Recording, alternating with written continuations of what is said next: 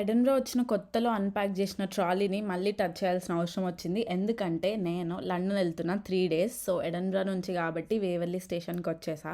So, train 7కి గాబట్టి 6:30కి స్టేషన్‌లో ఉన్నా. సో, ఎడిన్‌బరో నుంచి కింగ్స్ క్రాస్ స్టేషన్‌కనమాట. దానిలో మధ్యలో 2 స్టాప్స్ ఉంటాయి. న్యూ క్యాజిల్ అండ్ యార్క్ అనుకుంటా. సో, నేను లండన్ ఎళ్ళడం ఫస్ట్ టైమ్. బట్ నేను ఒక్కదాన్నయితే ఎళ్ళట్లేదు. యూనివర్సిటీ ద్వారా ఎళ్తున్నా. బట్ యూనివర్సిటీ ద్వారా ఎందుకెళ్తున్నా, యూనివర్సిటీ ద్వారా ఎలా ఎళ్తున్నా అనేది ఈ వీడియోలో మొత్తం అర్థమవుతది.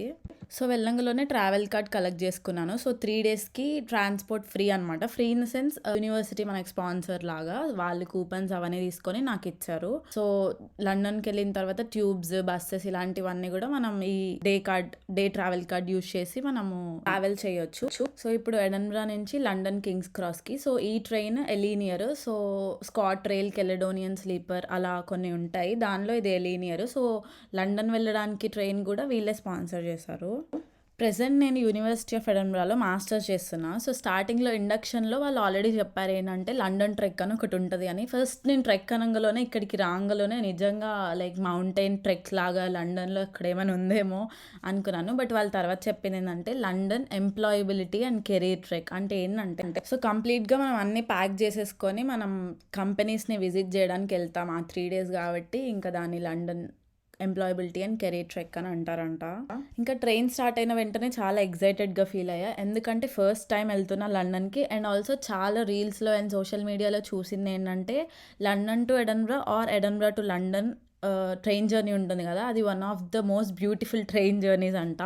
అండ్ అనుకోకుండా నాకు విండో సీట్ వచ్చింది. ఇంకా చాలా హ్యాపీ. ఎర్లీ మార్నింగ్ షీప్స్ ఇవన్నీ చూసుకుంటూ వెళ్ళడం చాలా బాగుంది. మధ్య మధ్యలో హార్సెస్ అవన్నీ కూడా వచ్చాయి. కొన్నిసార్లు అయితే ఒక పెద్ద మొత్తం కూడా గ్రీనరీ ఉండి ఓన్లీ ఒకే ఒక్క ఇల్లు ఉందన్నమాట. దాంట్లో నిజంగానే ఉంటున్నారు కూడా. బికాజ్ అక్కడ ఫార్మింగ్ చేయడం అవన్నీ చేస్తున్నారు. అలా చాలా బాగుంది.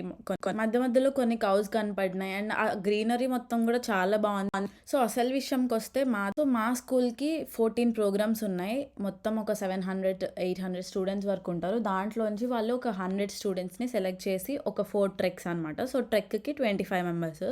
సో, ఆ ట్రెక్స్ ఎలా అంటే డొమైన్ని బట్టి, అంటే కొన్ని కంపెనీస్ ఏమో ఫుల్లీ టెక్ కంపెనీస్, కొన్ని companies banking and financial services అలాంటివి, అండ్ కొన్ని కంపెనీస్ మార్కెటింగ్ అలాంటివి. సో, అలా ఒక 4 ట్రెక్స్ ఆర్గనైజ్ చేశారు. సో, ఈచ్ ట్రెక్కి ఏ ఏ కంపెనీస్ ఉంటాయి, ఏ డేట్స్లో వెళ్తాము అని మనకి ముందే ఉంటుంది. అండ్ దెన్ అవి చూసిన తర్వాత మనం అప్లికేషన్ ఫిల్ చేయాలి. సో, దానిలోనే మనం ప్రిఫరెన్స్ పెట్టుకోవాలి ఏ ట్రెక్ ఫస్ట్ అని, అంటే మనకి ఇష్టమైన డొమైన్ని బట్టి.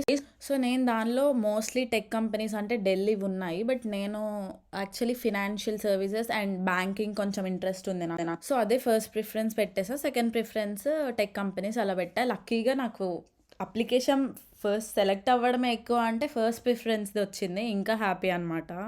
సో, నేను కంపెనీ చూస్ చేసుకునేటప్పుడు ఫేమస్ అలా కాకుండా దాని head quarters or maybe major offices లండన్లో ఉంటే అవి బాగుంటవి కదా అని చెప్పేసి నేను కంపెనీస్ అలాంటివి సెలెక్ట్ చేసుకున్నాను అనమాట.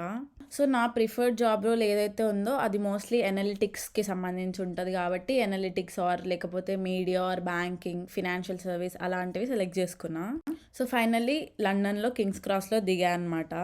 లండన్లో దిగిన తర్వాత మాకు అంటే ముందే ఇండక్షన్లో చెప్పిన ఫస్ట్ థింగ్ ఏంటంటే మీ ఫోన్స్ ఇలాంటివన్నీ జాగ్రత్తగా ఉంచుకోమన్నారు. స్ట్రెస్ చేసి చెప్పిన పాయింట్స్లో ఇదొకటి అనమాట. ఖచ్చితంగా సేఫ్టీ ఆఫ్ యువర్ బిలాంగింగ్స్ అని చెప్పి. ఎందుకంటే లాస్ట్ టైం ట్రెక్ వాళ్ళకి ఒకరికో ఇద్దరికో ఫోన్స్ పోవడం అవి కూడా జరిగినాయంట. సో, దిగిన వెంటనే చిన్నప్పుడు పిక్నిక్ లాగా లేకపోతే ఎక్స్కర్షన్ లాగా మనతోనే టీచర్స్ ఉండేదైతే అస్సలు కాదు. వాళ్ళు స్ట్రెస్ చేసి మరి చెప్పారు ఏంటంటే మీరే చూసుకోవాలి, మేము ఉండము. ఒకవేళ అనుకోకుండా మీరు మేము సేమ్ ట్యూబ్లోనో సేమ్ బస్లోనో ఉంటే that's well and good. But లేనప్పుడు మాత్రం మీరే ఫిగర్ అవుట్ చేసుకోవాలి అని చెప్పారు. అందుకే బస్ కార్డ్స్, అదే ట్రావెల్ కార్డ్స్ ఇవన్నీ కూడా ఎడిన్‌బరాలోనే ఇచ్చేసారు. సో దట్ ట్రైన్ దిగిన వెంటనే ఇంకా మనం ఇండిపెండెంట్గా మనమే మొత్తం నావిగేట్ అవ్వాలన్నమాట. ఇలాంటి ప్లేసెస్లో మోస్ట్ ఇంపార్టెంట్ థింగ్ ఏంటంటే వెదర్. దిగిన నెక్స్ట్ సెకండ్ పెద్ద వర్షం, అంటే ఇలా ఘోరంగా విండ్ వచ్చేసి వర్షం వచ్చిందనమాట.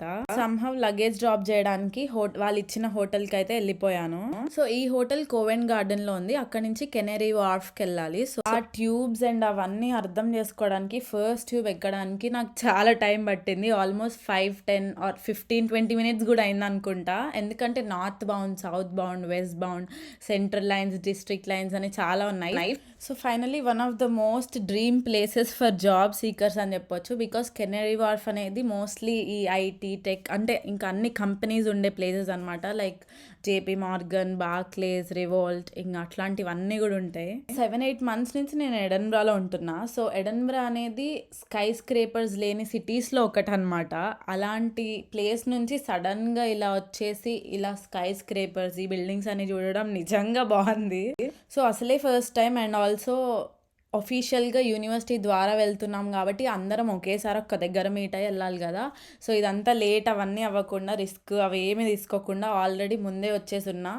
ఎంతమంది వచ్చా అంటే ఇంకా 1 hour ఉంది. సో అందుకే ఈ 1 hourలో ఇదంతా చూద్దామని చెప్పి అటు ఇటు మొత్తం తిరిగా అనమాట. టు బి హానెస్ట్ నేను ఎడన్బ్రా వెళ్ళక ముందు ఆర్ చిన్నప్పుడు మనకి జనరల్గా యూకే అంటే టవర్ బ్రిడ్జ్, లండన్ బ్రిడ్జ్, లేకపోతే రెడ్ ఈ డబల్ డెక్కర్ బస్సెస్ ఇవే తెలుసు కదా. సో నేను యూకే వచ్చిన తర్వాత డైరెక్ట్గా ఎడన్బ్రాకి వెళ్ళినప్పుడు ఓకే ఎడన్బ్రా బాగుంది, అంత బాగుంది, ఇప్పటికీ బాగుంటుంది, ఐ లైక్ ఇట్. కానీ లండన్కి వచ్చిన తర్వాత ఆ నాస్టాలజిక్ ఫీలింగ్ వస్తుంది అనమాట. అరే చిన్నప్పుడు మనం వీటి గురించే కదా మాట్లాడుకుంది, డబల్ డెక్కర్ బస్సెస్ లండన్లో ఉంటాయి, రెడ్ కలర్లో ఉంటాయి, అది దానికి గుర్తొస్తుంది ఇలా మొత్తం నడుస్తూ ఉంటే. ఒక విధంగా చెప్పాలంటే అసలుది నేను స్టార్ట్ చేయలేదు, ఎందుకంటే టవర్ బ్రిడ్జ్ ఇవన్నీ ఇప్పుడు కాదు చూడాల్సింది.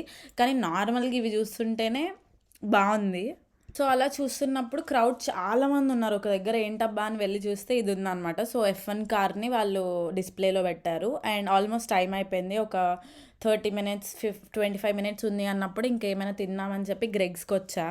సో నేను ఎవ్రీడే నార్మల్ గ్రెగ్స్కి వెళ్ళినప్పుడు ఏం తీసుకుంటానో అదే తీసుకున్నాను. కానీ అంతే నాకు ఎంత పర్ఫెక్ట్గా తెలుసు అంటే ఈ 2 తీసుకుంటే ఇంత కాస్ట్ అవుతుంది అని నాకు తెలుసు. కానీ ఇక్కడ ఎక్కువైంది. ఏంటబ్బా అని చూస్తే ఎడన్బ్రా గ్రెగ్స్లో ఉన్న కాస్ట్ ఇక్కడ లేదు. సో అందుకే ఎక్కువైంది. సో నేను ఫస్ట్ విజిట్ చేయబోయే కంపెనీ ఈ బిల్డింగ్లోనే ఉంది కాబట్టి ఇంక ఇక్కడిక్కడే ఉన్నా, సో దట్ వాళ్ళు పిల్వంగ్లోనే వెళ్ళిపోవచ్చు అని.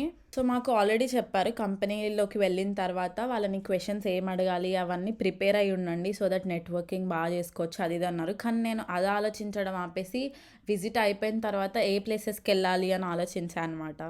కంపెనీలోకి వెళ్ళిన తర్వాత కొన్ని స్నాక్స్ లాగా ఇచ్చారు, కప్ కేక్, స్కోన్ అలాంటివి ఇచ్చారు, మంచిగా తినేసిన. సో కంపెనీ విజిట్ అయిపోయిన వెంటనే మమ్మల్ని చెక్ఇన్కి రమ్మన్నారు. బికాజ్ యాక్చువల్లీ ఫస్ట్ ట్రైన్ దిగంలోనే చెక్ఇన్ చేయలేదు, జస్ట్ లగేజ్ మాత్రమే డ్రాప్ ఇన్ చేసాము. ఇప్పుడు చెక్ఇన్ చేయాలి కాబట్టి కీస్ ఇవ్వడానికి మళ్ళీ ఇక్కడ నుంచి మళ్ళీ కోవెంట్ గార్డెన్కి వెళ్ళా. సో ఫైనల్లీ ఇక్కడ నుంచి కెనరీ వార్ఫ్కి మళ్ళీ వెళ్ళా, ఎందుకంటే బోట్ రైడ్ చేయబోతున్నా ఇప్పుడు నేను. One of the most famous boat rides అంట.